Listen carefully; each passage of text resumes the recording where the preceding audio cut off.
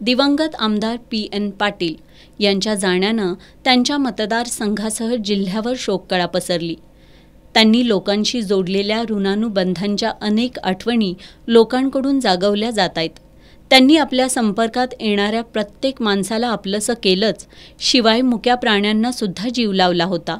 त्यांच्या घरचाच सदस्य असल्याप्रमाणे वावरणाऱ्या ब्रुनो या श्वानाला सुद्धा त्यांचा मोठा लळा लागला होता. आमदार पाटील यांना रुग्णालयात दाखल केल्यापासून त्यांच्या या लाडक्या ब्रुनोनं अन्नपाणी घेणं सोडलं होतं.